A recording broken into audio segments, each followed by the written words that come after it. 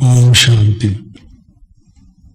Just now we were listening to a song which gave the qualities of a good yogi, a person who is well versed in the art and science of yoga. What will be the signs which will show that he is a yogi, a good yogi? One who is firmly stabilized in soul consciousness and has his love link with Shiv Baba, with the incorporeal Father. So many qualities were being given. A yogi would have this quality, that quality, this ability and the other ability, and so on. But yesterday I was saying that in order that all these abilities and faculties in us, the potential in us may flower, we require the blessings of Shiv Baba.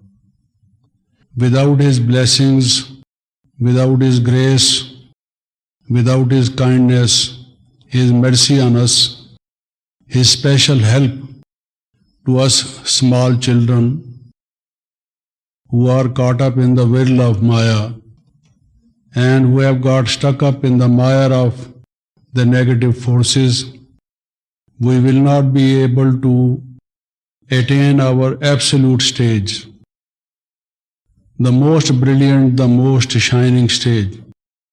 His help is necessary, and his grace is very essential. So I was saying how we can invoke his blessings on us. How is it possible? Now I would like to recapitulate, to revise within a few minutes what I said yesterday. What were the salient points of the yesterday's talk, and thereafter I will begin the next topic and add a little to what I said yesterday. So let me first of all take up what I said yesterday. I said there are mainly 10 objectives, 10 aims of invoking his blessings. How his blessings would help us? They would help us in 10 major ways. One of these is illumination, elevation. When he blesses us, our spiritual stage will be elevated. We will be uplifted. We will be totally illumined. The days of darkness will be over, and the end of the tunnel will have been reached. We would see the light, and knowledge is light.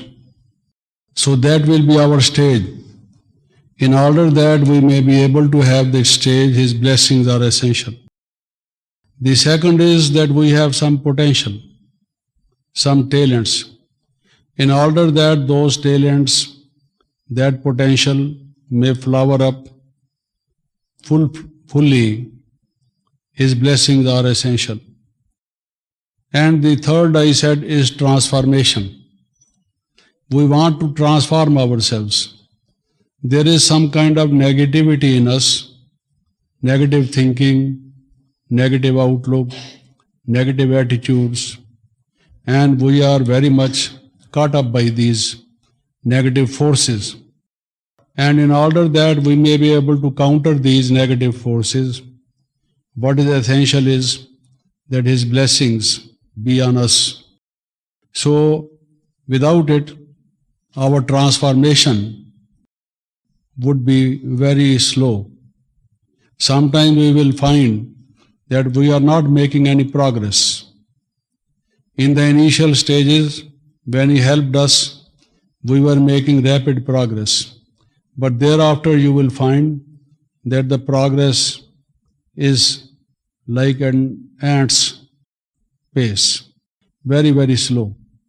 So in order to have rapid transformation, enthusiasm is required. earnestness is required, and great spiritedness is required. And this may come in us, is possible when we have His blessings. Another is that we will have the experience of bliss.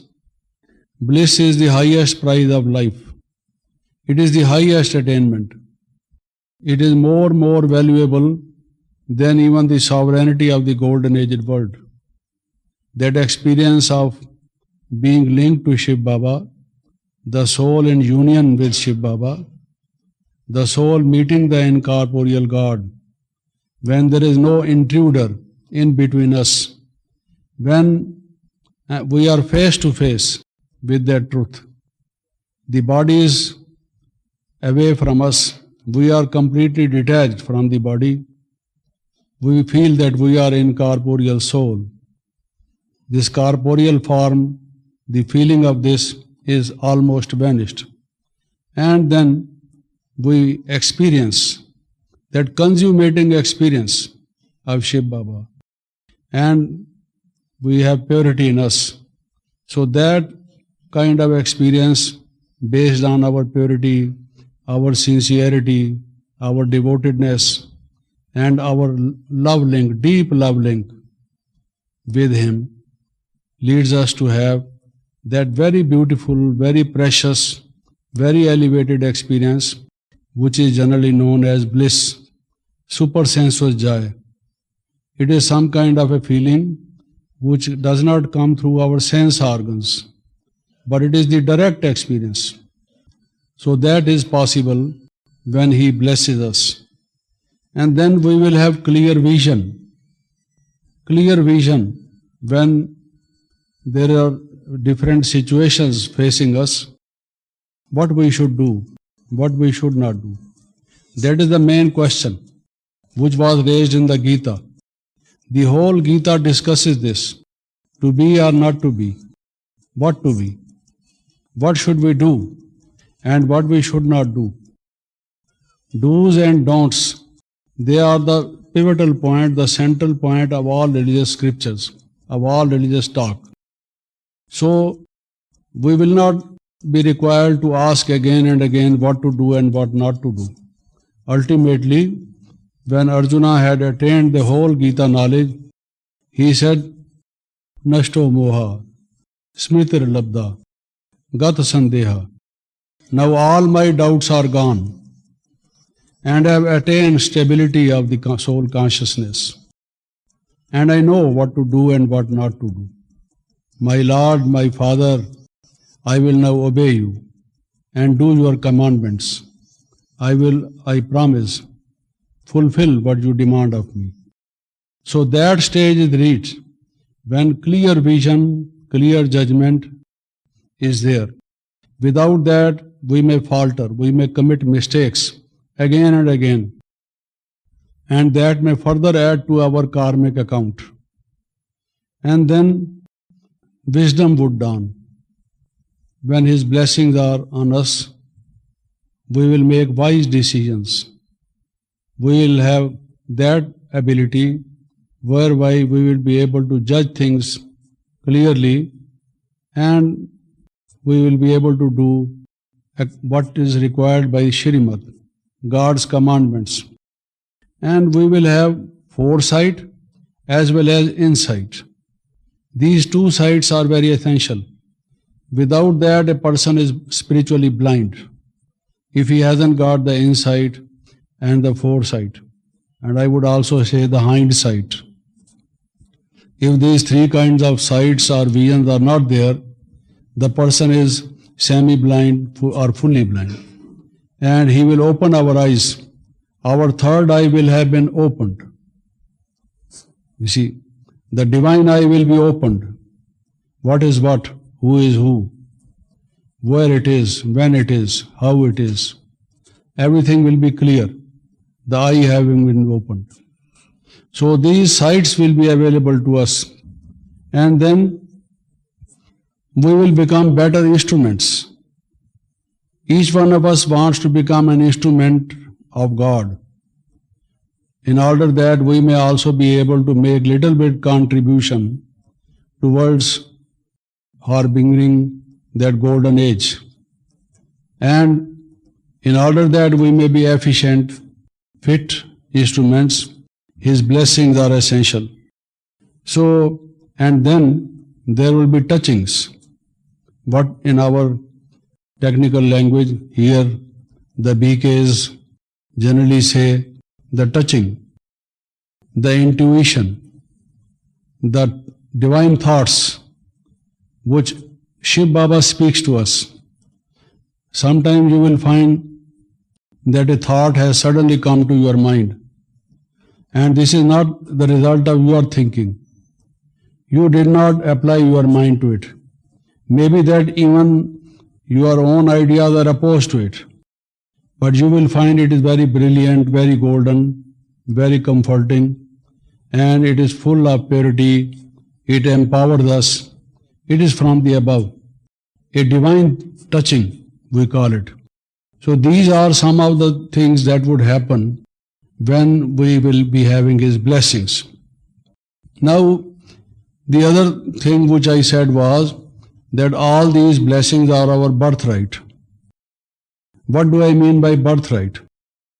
By birth here I do not mean the physical birth.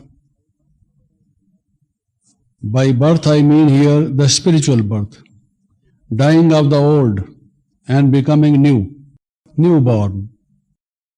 Let us forget our old sanskaras.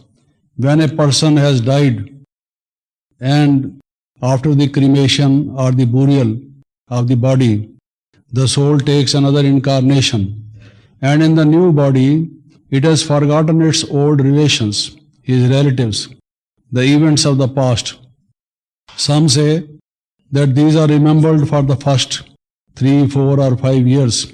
Thereafter the memories vanish or they fade away, and a time ultimately comes when a person is in total oblivion of what happened in the past life. But what I mean to say is that after a person is born and grown, past memories have become almost finished. They do not exist. This is the spiritual birth. What I say, when I get spiritual knowledge, I get spiritual experience, my relationship with Shiv Baba is established, and I am soul conscious, and I forget about the past. And Baba says, let past be past. Forgive and forget. Open a new chapter of your life, absolutely new chapter of your life. Then I am newly born to Shiv Baba. Then I say, my father, and he says, oh my sweet child. Then the covenant between him and me is signed. We fulfill certain promises to each other. I say, I am yours. I will obey you. You are my father, my guide, my teacher, my preceptor. And he says, I will help you. I will take you across. You are my beloved child. So that thing happens when we have this spiritual birth. And the blessings are our birthright. This kind of statement relates to our this kind of birth. Baba says, you must have blessings. I have come to give you. Then I said that we can have these blessings. For everything you have to pay. You have to do something. Without doing something, without giving something, you can have nothing. It is a matter of give and take. It's a different thing that you give very little and get so much. That is possible. For example, when we sow the seed, we get a crop. The earth gives us a crop, many times more than the seeds which we sowed in the soil. So this also happens when we do little and God gives us mickle, so much. He being the ocean, the king maker. But you have to sow the seed. So this I said, you have to do something and then you will get your birthright. And he says, new lamps for the old. You give your old lamps to me, and in place of that I give you the new lamps. The old sanskaras, the old thoughts, the old beliefs, the old ideas, the old kind of body consciousness. You give all this roughage to me, and in place of it I give you everything new, beautiful, shining, golden. So this we are supposed to do. Then I said that sometimes we say we want to change, we want to transform ourselves, but the atmosphere is not congenial. I pointed out that we ourselves are the creator of the atmosphere. When we make so much noise, the atmosphere is disturbed. When we are silent, the atmosphere is calm and quiet. Our vibrations, our vritti, our outlook, our attitudes create the atmosphere. Let us not be slave to the atmosphere, because in fact we are the creators of the atmosphere.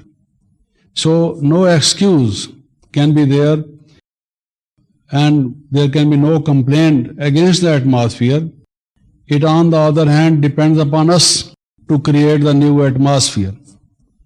And then I said there is the Maha Mantra. The, mantra, the chanting which they do, the formula, the religious, spiritual formula. Some people saying Om Namo Shivaya. Baba says Manmana Bhav is our mantra. But I said there is one Maha Mantra, the great mantra. What is that? The great mantra is Baba, my beloved Baba, my most beloved Baba, you are mine. That's all. This is the Maha Mantra. With all the mind, your mind full of love for Him. So much full of love, brimming with love. You speak to Him, whisper to Him. You have the thoughts in your mind of Him. You address your thoughts to Him. And you say, Baba, you are mine. And you will find that Baba responds and he says, child, I am yours. And if Baba says, I am yours, then all his blessings are on me. Because all the property of the Father is for the children. And when Baba is mine, naturally all what he has belongs to me. It is mine. So if you want all the blessings, instead of having one blessing, two blessings, three blessings, just a small number of blessings, if you want to have the whole lot of blessings all together, this is the Maha Mantra. That's all. This simple thing if we can't do, then we want to become nothing. It all depends upon ourselves. Then I said, all right, I give you an other alternative Maha Mantra, and he says, surrender yourself to me. Surrender yourself to me. If you can't do anything, say I can't do anything, but I am yours. Your intellect, your emotions, your mind, your body, your time, your consciousness, whatever you have, you say this is mine, this is mine, this is mine. In whatsoever thing you say this is mine, surrender once for all things to Him. And He says, I will give you all what I have to you. So if you want to have all what God has, the only way is that you give yourself to Him. Give yourself to Him. If there is nothing what else you have no money, no time, mind is not congenial for practice, you can't concentrate, you have the self, you say myself, myself, give yourself to Him, and then He says, I will give my whole self to you. This is self-surrender. This is again the Maha Mantra which we should follow.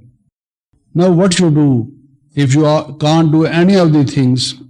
If you can't do any of the things, if really you can't do any of these things, give your little finger to Him.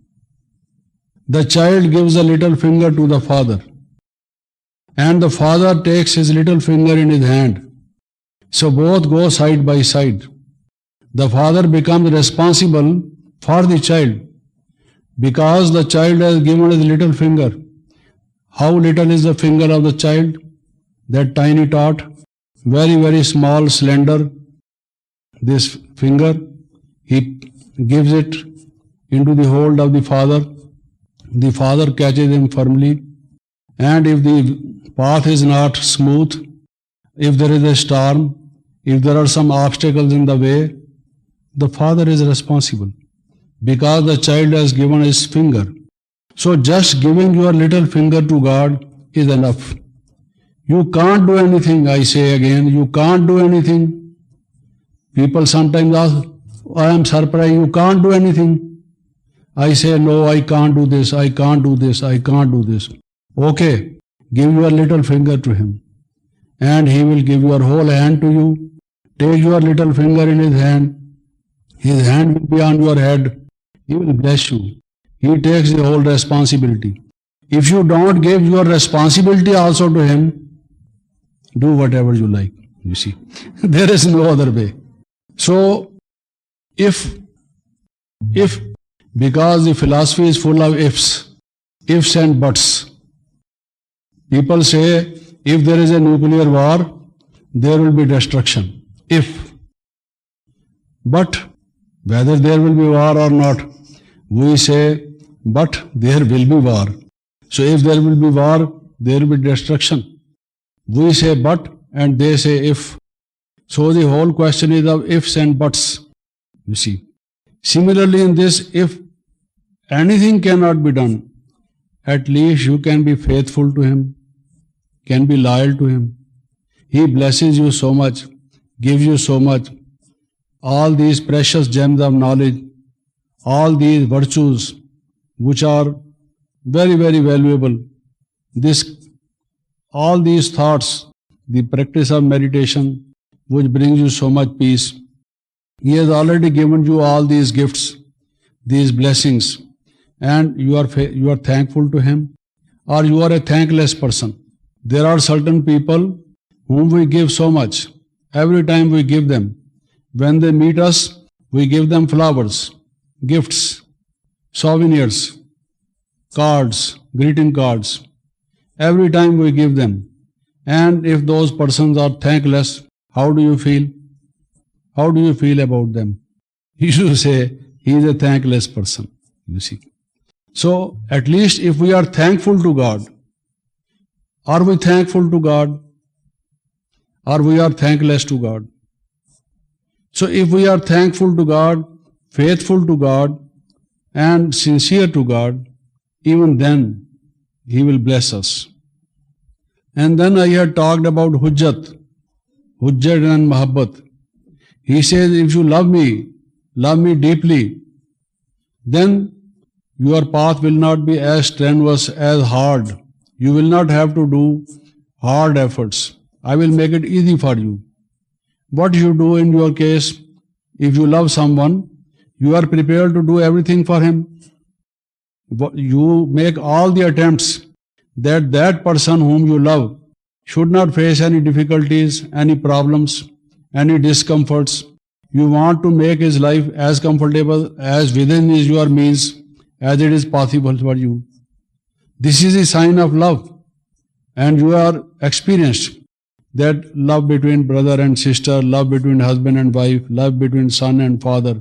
Someone loves another and is prepared to sacrifice, prepared to do anything for the person whom he loves. So if you love God, God loves you. It is not one-way traffic. He loves you if you love him. And when he loves you, it means that he will make your path easy. So then there will be rapid progress, very rapid transformation, and you will be blessed with all these. So have this mahabbat. Remember this word mahabbat, great love for him. And hujjat, a child has hujjat over his father.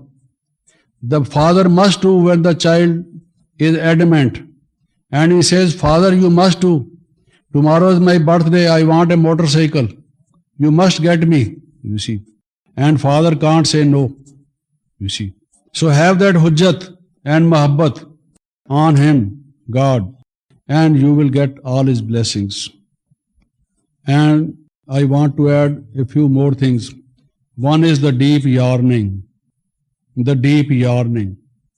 Are you so thirsty that you can't be without water anymore? Your throat has dried up. Your cheeks inside have been dried up. And you are just asking for water, some drops of water. You feel so much thirsty. Similarly, if you yearn for God, you have no attraction for worldly things. That will bring concentration of mind. You will be able to focus your mind on God if you are really thirsty. That earnestness is required. That is the only key for concentration. Otherwise, your mind will be distracted. It will run away this side, that side, and the other side, helter-skelter. And you would say, I am not able to control my mind. The best way to do is to have earnestness. So that is a real preparation. If you have that, mind you, God's blessings on you. And people very often say, as I was saying, God bless you. When you meet your friends, people with whom you have affection, you say, oh, God bless you. You see, God bless you. And now God says, I have come to bless you. You see, up to now you have been saying, God bless you. And now God himself says, I am here to bless you. What a difference. I am here to bless you. So if even now we don't have His blessings, whose fault it is? They say sometimes to a person who has got little intellect, who can't make right judgment, who can't understand even little things, very easy things, we say, oh, where were you when God distributed intellect? You were sleeping, you see. Or you approached Him when everything was finished. When God was winding up, then you approached Him for intellect. You have no intellect, only the skull empty from inside. No grey matter, no white matter, you see. Only the skull, you see. So they generally say that you were late in going to God to get your intellect. So God is here. He says, I am here to bless you. No more saying, God bless you, God bless you. God is here to bless you. So, but if now also we don't approach God to bless us, whose fault it is? So, summing up, I would like to say, there are some 5 or 6 things which can bring His blessings on us. One is faith, deep faith in Him. Whatever Baba says is for my benefit, for my progress, for my well-being.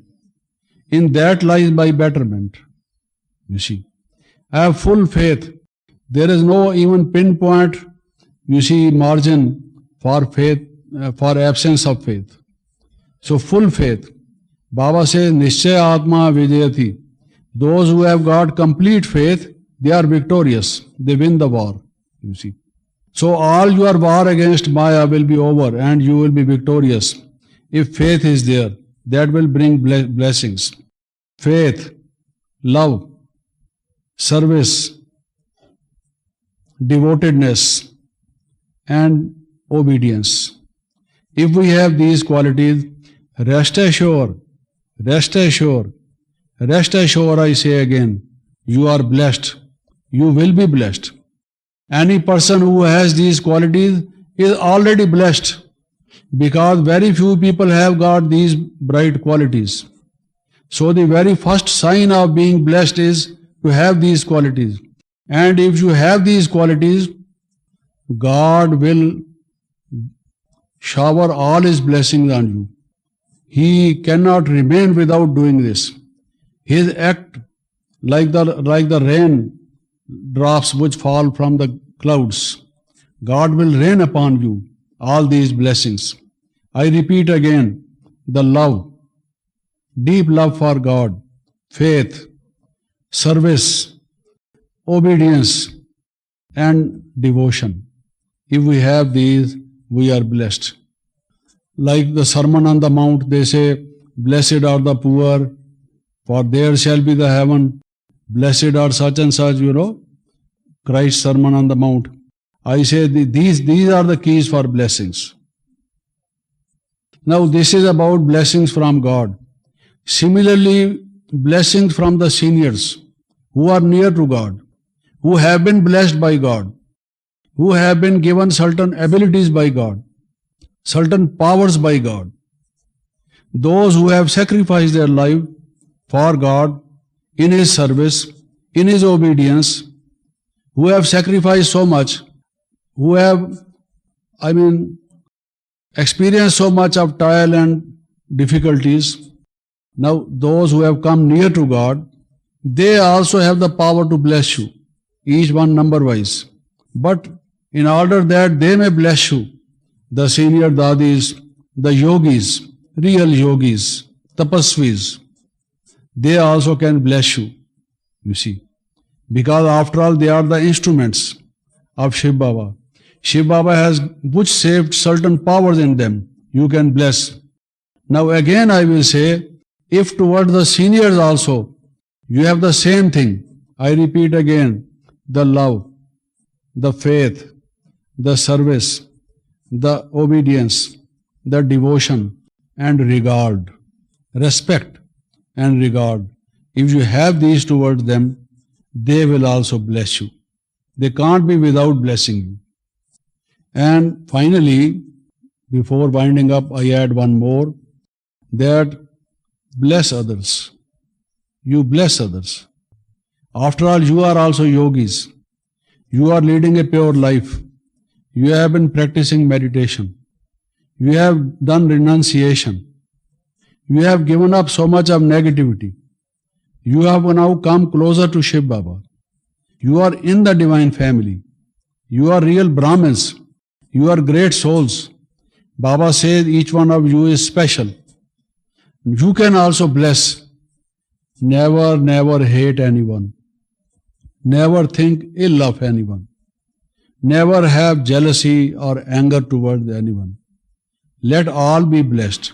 All be blessed. Think well of others. If you bless them, they will bless you.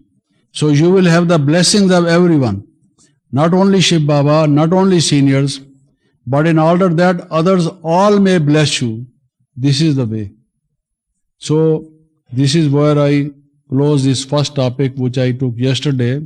Now I begin another one, which actually I was supposed to take up yesterday. You see. Again, going far behind. You see. That Vigna Vinashak, the destroyer of obstacles. I was asked to speak on this, destroyer of obstacles.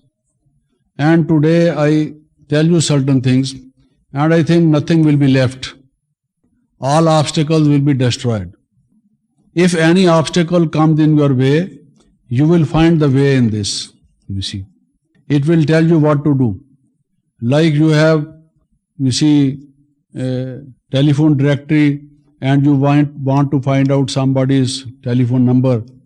You just see the name of that person and you get the telephone number. So what is the obstacle?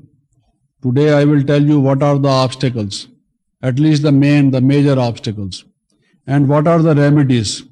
So you can immediately find out. You at least will not be puzzled, no confusion. Immediately you will be able to lay your finger on this is the obstacle and this is the solution, you see. So be ready, you see. Now first of all I say Baba's Murli. That Murli is like the material medica. You know, Murli is not just like an essay, like a homogeneous kind of a discourse. You will find many thoughts in the Murlis. Baba is talking of one thing now, another thing the next moment, another thing the next moment. Why Murli is like this? I am speaking on one single subject, destroying the obstacles.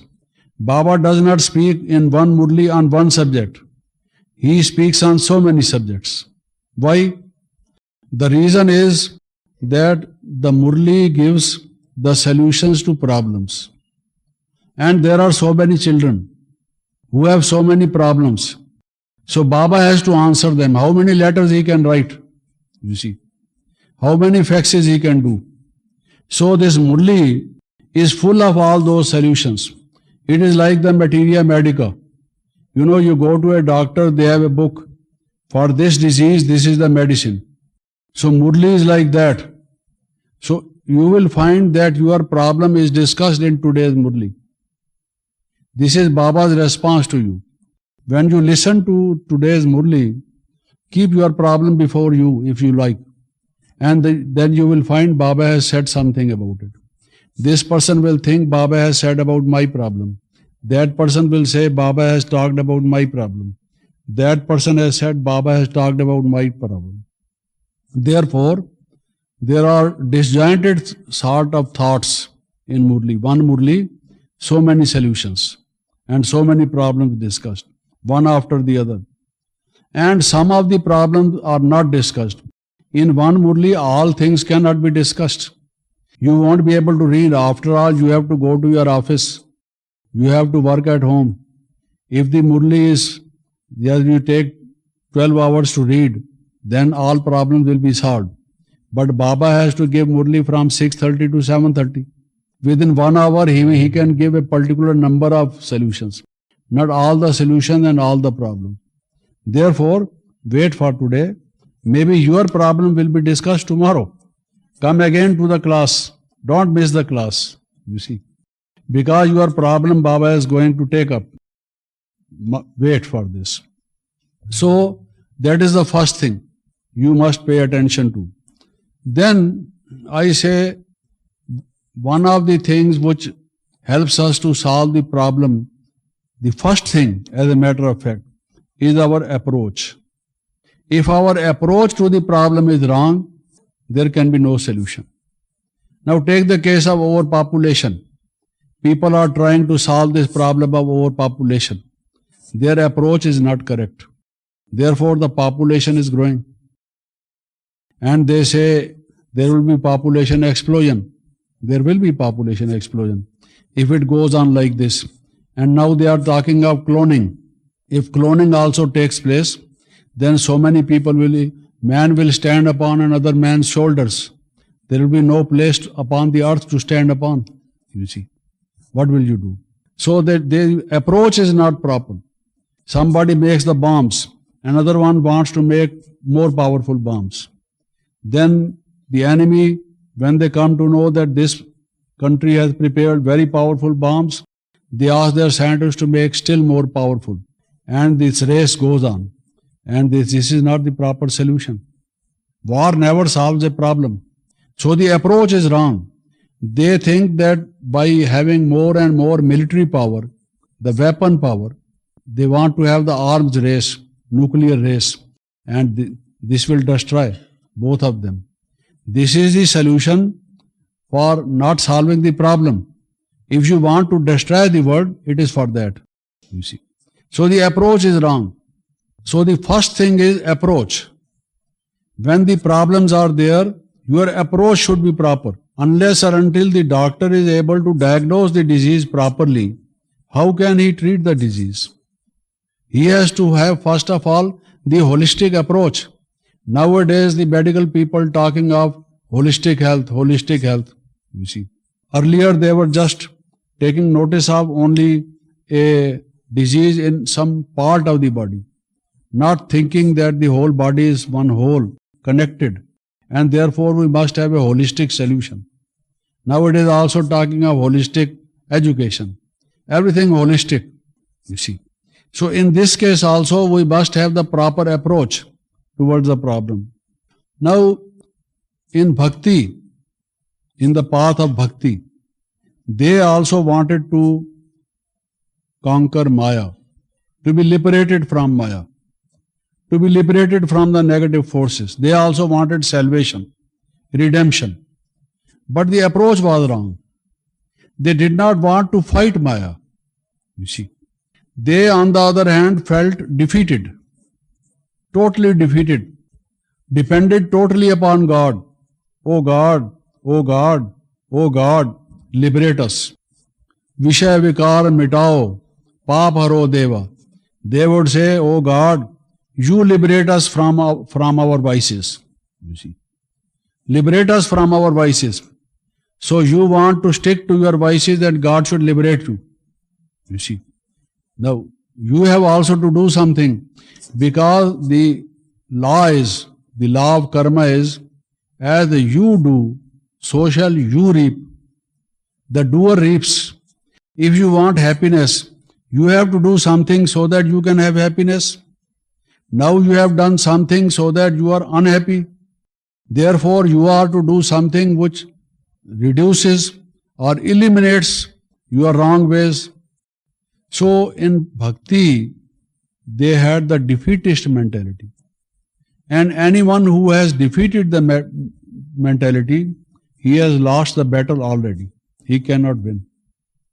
First of all, there should be courage, boldness, valor, the confidence, self-confidence. We will win. We will win, you see. Unless and until this resoluteness of mind, this determination of mind, this faith in the self, we will come victorious. If this is not there and we feel that we are defeated, already defeated. They say the weak dies many times before death. That is our condition. So, knowledge, they say, is power. Knowledge is power. Someone said knowledge has three qualities. Knowledge is light. Knowledge is power. Knowledge is virtue. But presently I am saying that knowledge is power. So, it empowers you in the sense that you build up confidence and you say, I am going to give a good fight to Maya. I will certainly destroy the negativity in my mind and I will emerge victorious. No one can prevent me from this. It must happen. There is no other way, you see. So, unless or until this kind of resoluteness of mind and self-confidence and that taking courage in both the hands, if this thing is not there, we are already defeated. So the first approach is to have this valor. The Satyugi world, the world of golden age, is the world of the brave. Who goes to golden age? Who won the victory over Maya? So they are the bold people. So it is a brave new world, not only the new world. Don't say new world, new world. Say a brave new world. What do you mean by brave new world? Only the brave can go to the new world. Which kind of brave?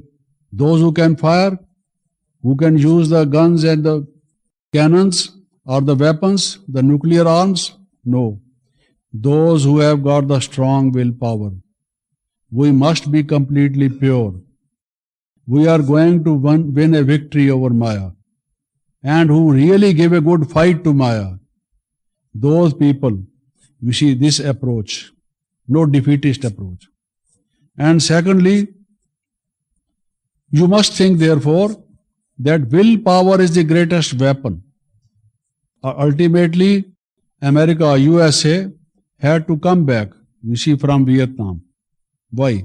The Vietnam, the small-statured people, the weak people, and the American people, the good people who were given good nourishment, butter and cheese and everything, very nourishing food, having all the vitamins, complete food, as they say. And that nation, the poor nation, they gave a good fight. And they had determined, Americans, you must go back. We are going to win. And ultimately what happened? So willpower Willpower is the greatest weapon. Those who live, who give up the will, who lose the will, they are defeated. You see. So also in this case. Then Baba says, this is not only the university, Brahma Kumari's Ishwari Vishwavidyalaya, this spiritual world university. It is not only a university. You are not only students, you are warriors. It is a Shiv Shakti army. You are spiritual warriors, incognito warriors. You are at war with Maya. Maya is your enemy. Ravan is your enemy. You have no fight with anybody. You don't quarrel with anyone. Your feelings are that no person is your enemy. These 6 evils, Sex, lust, anger, greed, attachment, pride, and sloth or laziness. These are the 6 evils. These are the enemies. And therefore, you are not only students who only study the bookish knowledge, but you are warriors. You have to wage a war against this. And therefore, it is not merely a university, but you are at the battlefield. You see, it happens. So it may so happen that Maya snatches our very weapons with which we are supposed to give the good fight. So you have to be alert. Your approach should be that you are alert, so that you are not taken unawares. It is not that you are asleep, Maya attacks you, snatches your weapons and leaves you at there and you are defeated. Keep hold of your weapons, because these are with which you have to give the fight. Then consider that problems are like the staircase, which can take you up. Don't you want to go to up? Don't you want to go to the summit? Rise high, make progress. If you really want to make the progress, this is the staircase. So don't think problem. Don't feel nervous. Don't be afraid. You see, fear is our greatest enemy. On the other hand, think that these problems are the staircase. If we just take them as the steps of a staircase, we can go up. So then you feel hilarious. You feel happy. On the other hand, if you think, oh, one problem after another, I am surrounded by so many problems. I am very unlucky, very unfortunate. All the problems are coming on me. Everyone else seems to be happy. The problems are surrounding me only. You see, if you think like that, this will tell badly upon your nervous system, upon your brain, upon your physical, mental and spiritual energy. If on the other hand you think that these will take me up, oh, very good opportunity. Problems are opportunities. If you take them like that, then you are better ready to face.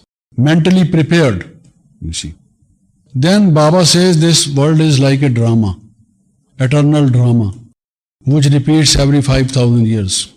A cyclic drama. All of us are actors. And life after you have played the hero part. You are the selected few, you see. Chosen few, you see. And what does happen in a drama? A hero is able to meet the heroine after a great struggle. This is what the drama is made up of. There is struggle. And at the end of the struggle, the hero appears to be hero. We clap and we say, well done, well done. So if problems come, you should think you are a hero. You see, it is struggle. You want to meet Shiv Baba. Shiv Baba is your heroine.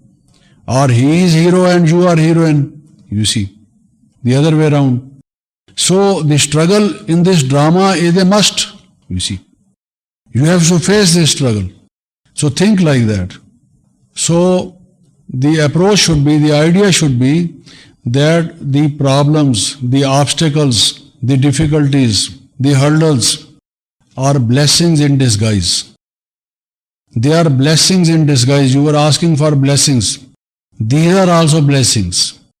Don't think this is a curse. These are blessings in disguise, hidden blessings. So don't be afraid of them. On the other hand, think these are opportunities for your progress. Don't think my progress has become slow. When you break these obstacles, cross these obstacles, you come out victorious, then you will find that you did something very great. You see. And when you construct a building, what you do? You take the broken bricks, the parts of them, or some rough stones, and you dig out a part of the earth where you have to raise up the wall. And just before beginning the wall, before the masons start their work, you put these rough stones there and you just, level them. So those rough stones make the firm foundation. So if these problems come, they are like the rough stones, giving you the better foundation. This work is of character building, and you are building your future in order that you may be able to build a very firm, stable, lasting, unshaky future, which is earthquake proof, moisture proof, and proof to storms and so many other things. Then these rough stones must lie underneath, on which must stand upon your walls. So these problems do that work. Think that this is a necessary part of the building. Without that, if you just on the earth, if you just raise the walls, they will not stay. You have to dig and put these stones in it, and then apply the crusher and put the pressure, level it down, and then only raise the walls. So these problems do that kind of a work. They play that role, which is essential. Similarly, what you do when you make a road, the rough stones, again that kind of thing. And then they become smooth, motorable roads. The motors, the vehicles can ply. They can move on that road. It becomes a smooth road. Before it became a smooth road, there was rough material which must have been laid. Otherwise, it will cave in.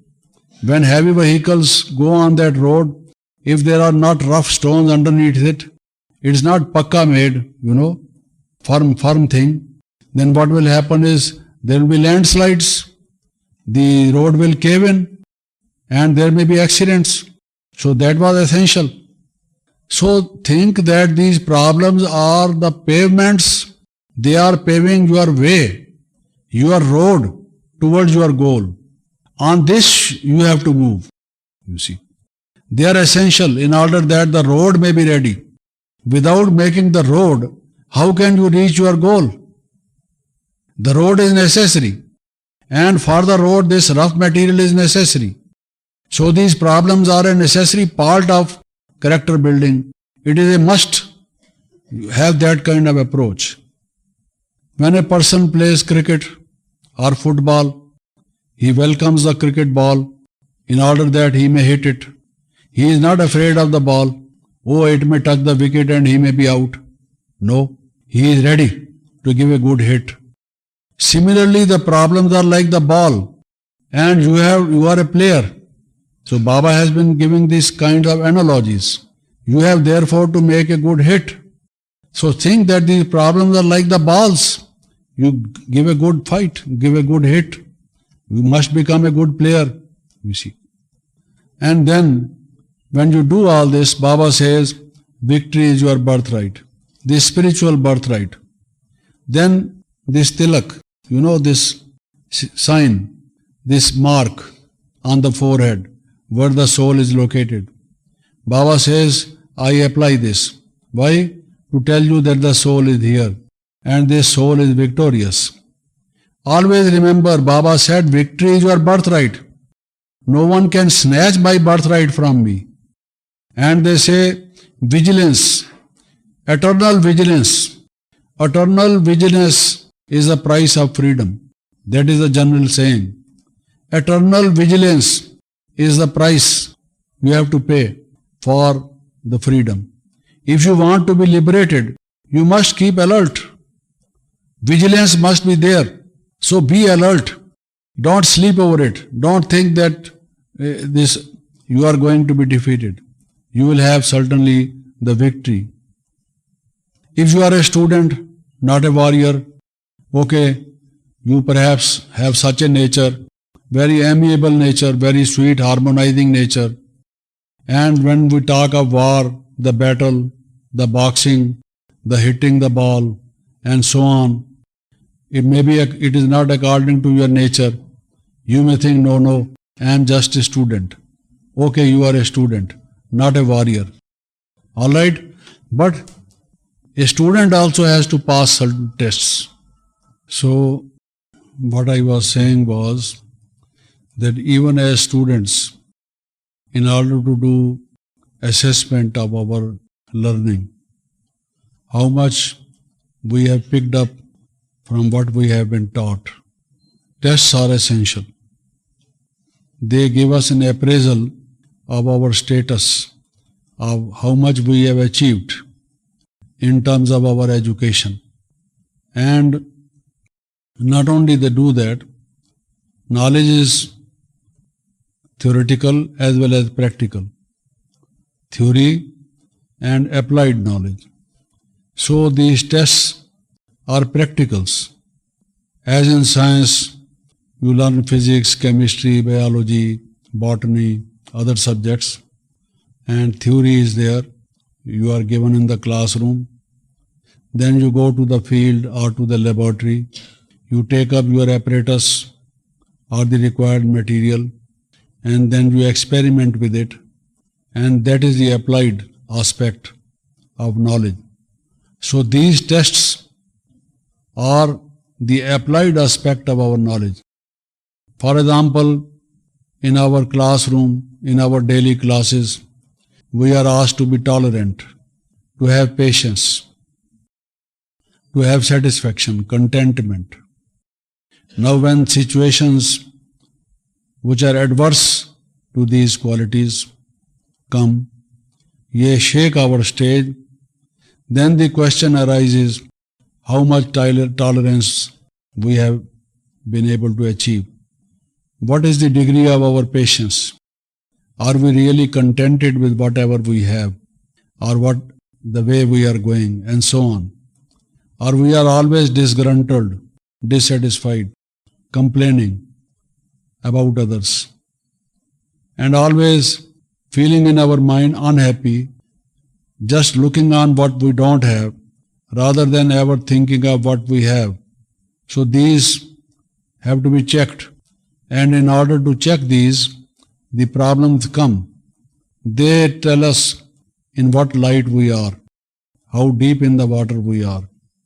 So as a student also we have to pass these tests, and these problems serve the purpose of the question papers, the practicals, the applied aspect of knowledge, and make us more mature, give us better understanding of knowledge.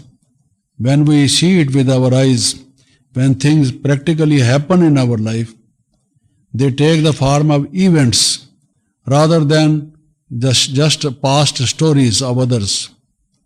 They happen in our own life with us, then we know what is what. So from that point of view also it is essential. We should have that approach towards the problem.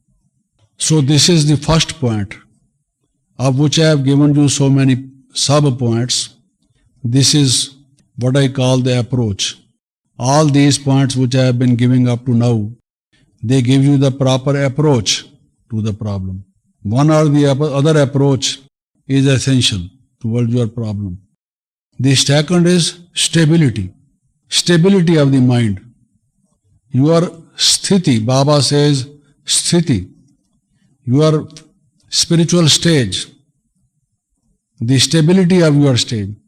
Whether you become shaky, you waver, you begin to tremble, just seeing a paper tiger, you are afraid, or you just are prepared to fight and face. So stability, sthiti, spiritual stage, spiritual stability, firmness, grounding in the soul consciousness, in meditation, that constant stage of meditation, that not that we are sometimes body conscious, sometimes soul conscious, but that we are soul conscious. How is our stage? How much we have achieved in this subject, in this art, in this practice.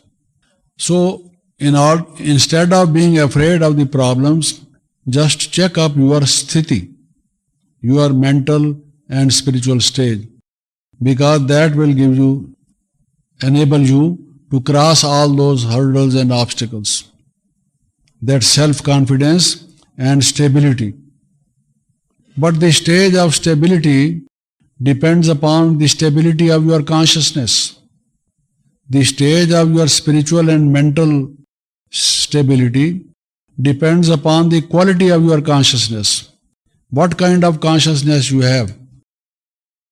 You are conscious of money, of the opposite sex. You are conscious of the negative qualities of a person.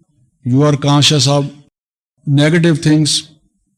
Or you are conscious of the soul and the supreme soul and the positive and bright things, the positive aspect of life. Are you pessimistic or you are optimistic? What is your outlook and attitude, positive or negative? So if your stability is like that, then you will certainly be able to face the problems. So the second thing is to just pay attention to your stability. Then again, I had said earlier that muhabbat, love of God, will liberate you. It is God's love and our love for God which liberates us. Muhabbat. Then we will not have to do strenuous efforts in order to solve our problems. So if the problems are very hard, you are not able to solve them, your attention should be whether you have love. You will find that love is lacking, you see. Therefore, those problems are staying. You are unable to break them.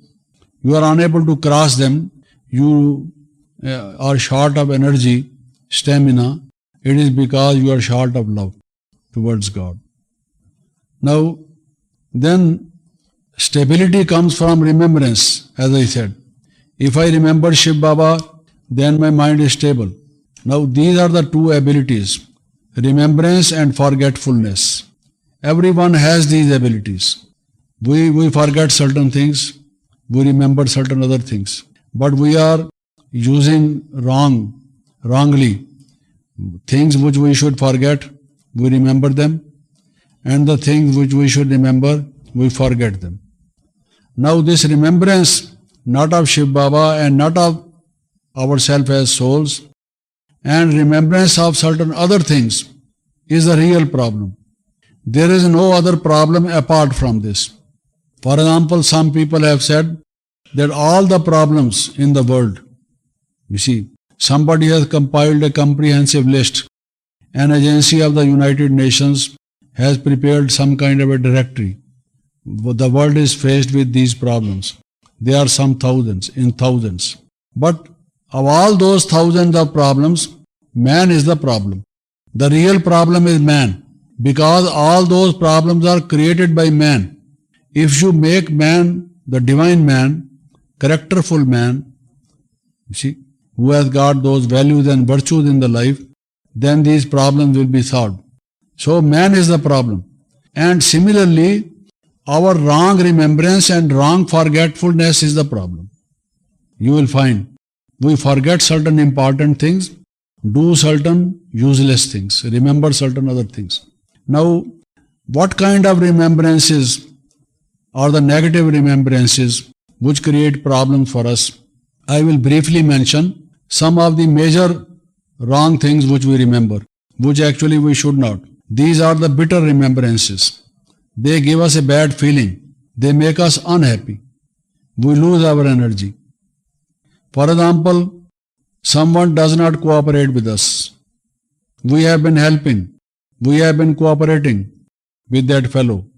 And he, in our time of need, does not cooperate with us. We have this remembrance of that person having not cooperated. This person did not cooperate. He did not help me. Again and again this thought comes to my mind, you see.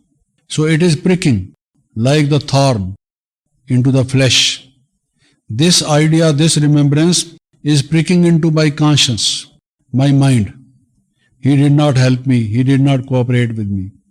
Then secondly, he did not do justice to me. He did injustice to me. Someone working in the office, the boss in the office has partiality. He favors somebody and he does injustice to another. Again and again the thought comes to my mind, he has been unjust to me. He has done injustice to me.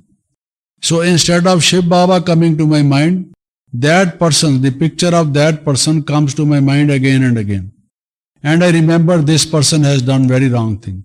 he is a bad man. So I am doing the opposite of meditation.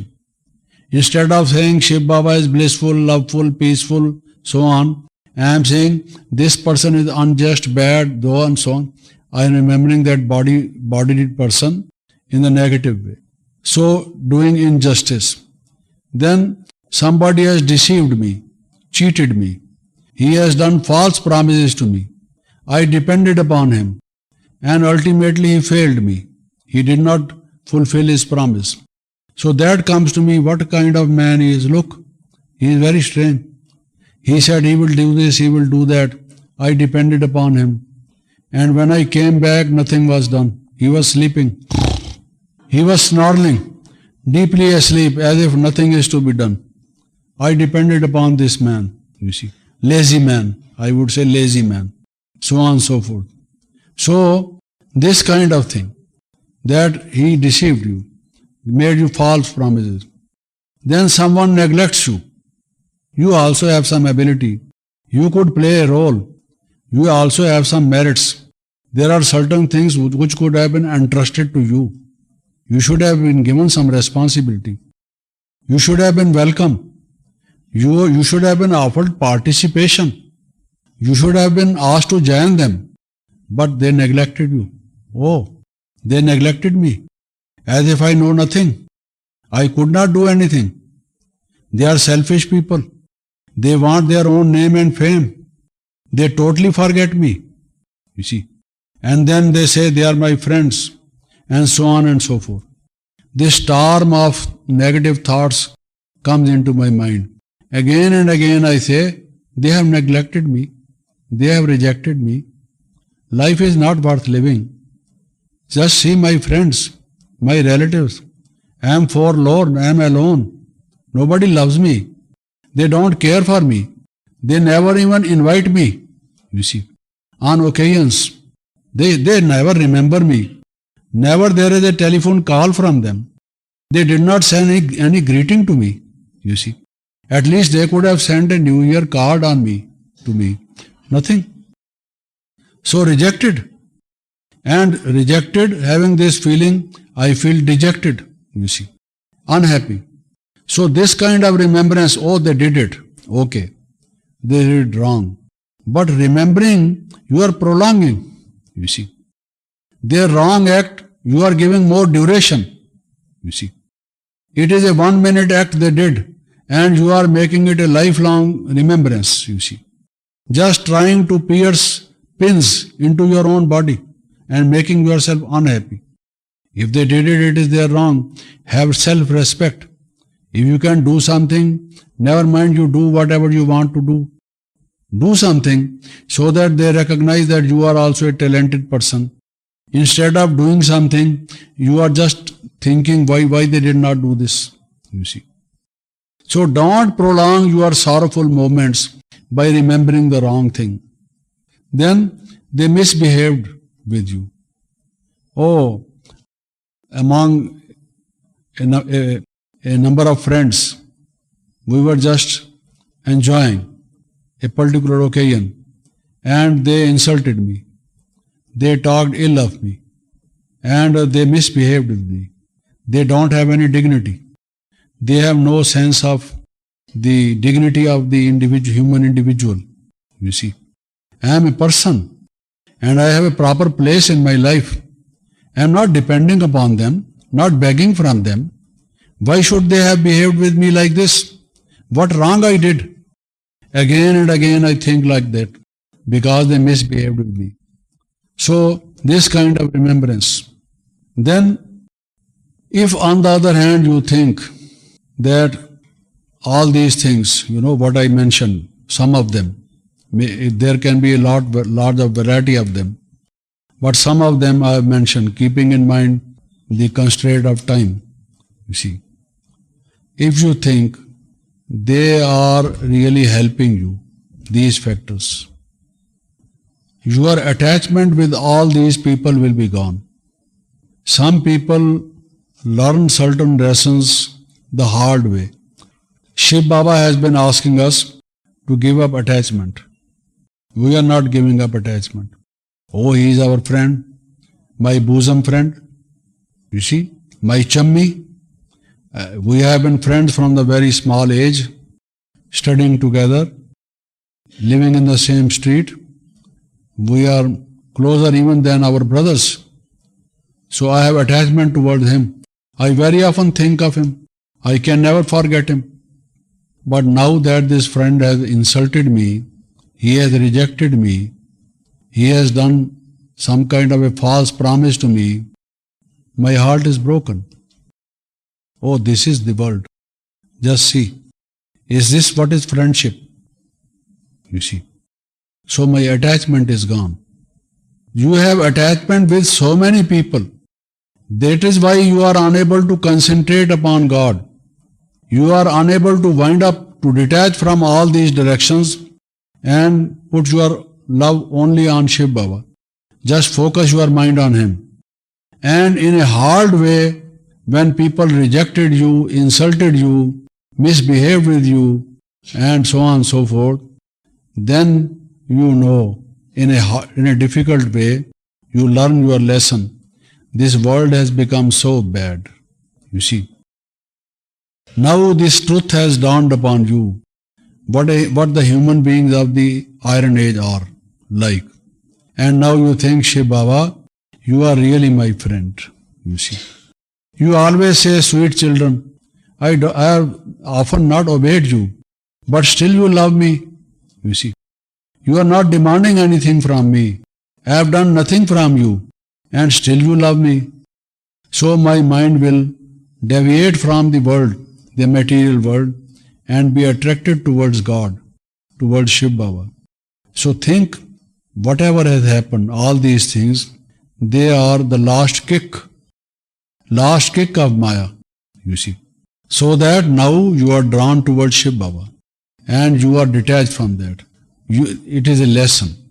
So don't be, thinking negatively of them. Forget about them and remember Shiv Baba. Again use these two, forget and remember. Remember Shiv Baba and forget these. Now these are some of the things which are a creation of my mind. How I look at things, how I feel when certain events happen. There may be other kinds of events.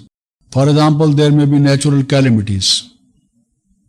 I have a building because of a typhoon, because of some other natural calamity. The building is destroyed. I have my business. I suffer a loss. Certain things which are out of my control. Maybe that the government made some new laws. Maybe there is some recession in the whole of the country. Maybe certain things have gone out of fashion. Maybe certain other things. Due to those reasons, I have loss in my business. Certain things have happened. Now, similarly, what happens is, when these things happen, Baba says, just as I said, you learn a lesson in a hard way of detachment. Similarly, in this case, when these things occur, Baba says, never forget drama. Drama. It is on such occasions that you must remember drama. Don't forget drama. You forget drama and remember these mishappenings. You see. Baba says it is in the drama, and always think drama is accurate. In the sense that whatever has happened is not without a cause. Nothing happens without a cause. Every event has a predecessor, the cause. Maybe I did some past acts or acts in this life, of which this is the result. So drama is accurate. Nothing happens without cause. Every event is tied up in the chain of cause, effect, cause, effect, cause, effect. You see. And remember also, drama is Kalyankari. Whatever happens in the drama, now that I have given my hand to Shiv Baba, who is Kalyankari, who does good to me, who is my well-wisher, who is responsible for my progress. Now, this what appears to be loss, what appears to be a calamity, you will find after some time, you will find that behind it, underneath it, lay your betterment. Certain new things will emerge. Maybe that you were doing a kind of business and there has been loss. You give up that kind of business which gave you small earnings, and now with the little earnings, with the little money you have, you start another business, another line. Maybe you get more profit. You sometimes don't know what is in store for you in the future. Therefore, you begin to worry. You are disturbed. Don't feel disturbed because Baba is responsible. You are under his umbrella, and wait for some time. Have patience. Depend upon him. Have faith upon him. And you will find that sooner rather than later, the events take a turn. And you find that this is for your betterment. He wanted to take you out of certain things, and you were not prepared to come out of those things, you see. Maybe that your house is destroyed. You moved to another city, and in that other city there is some good fortune waiting for you. Just be patient. See what happens. When that happens, you will say, oh, Baba did miracles. And before that you are disturbed. Have this firm faith. Drama is accurate. Drama is kalyankari. Some good thing will emerge out of it. Never mind what has happened. Even if I become poor, what happens? Blessed are the poor. You see, this is the Sermon on the Mount. You, maybe that you were in the money and after the money, always thinking of money, counting the notes, not thinking of the money which is in terms of virtues, values, gems of knowledge and so on. Maybe in your present state, you are able to become better, spiritually higher up, and that ultimately leads to a very, very bright future. Maybe Baba wants you to take up this. You depend upon him, leave it to him. You are thinking of your role, but Baba is also thinking of your role. He is designing your future. You give it in his hands and say, Baba, what am I to do? What role you want me to play?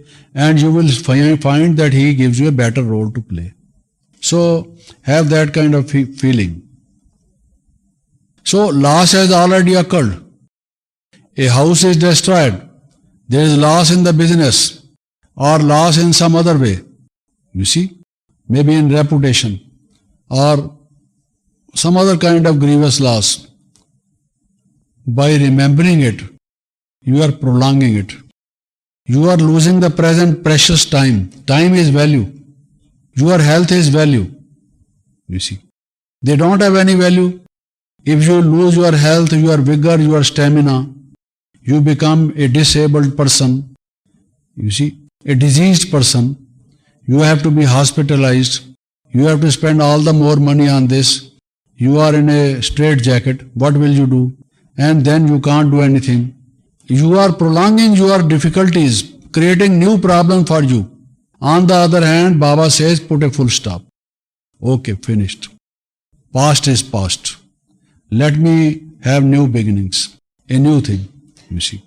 And Baba says, make best out of the waste. Whatever is left, whatever is the wastage, you try to make the best out of it. Learn that. Many people became rich. They became good business people. They had little money in the beginning. They had enterprising nature. They did some adventure, took some risk, plunged into the job, used their intellect, you see, and they became great businessmen. They earned a lot of money. Earlier, it was not that from their very birth they were very rich people, not all of them, you see. Just read the biographies of many of them and you will find this was the case in them. So even if you are left with a few coins, whatever little you are left with, you can still start your future and can make it bright. Make the best out of the waste, Baba says. Always remember Baba's these words. Children, make the best out of the waste. They always say to God, Bigdi ko banane wale, Bigdi ko banane wale. Certain things have been spoiled, they have gone wrong, they have gone awry. And God makes them, you see, the best. And you are God's children. He has given you powers. You are yogis. You could also do the same thing. So do it like that. So I close it here because we have spent our time. Maybe some other time I take the whole of it. I made it a little bit comprehensive so that this is a full-fledged subject which relates to us all. Many kinds of problems come in our life and we have to be prepared to solve them. But, as I said, the time is up. Thank you. Om Shanti.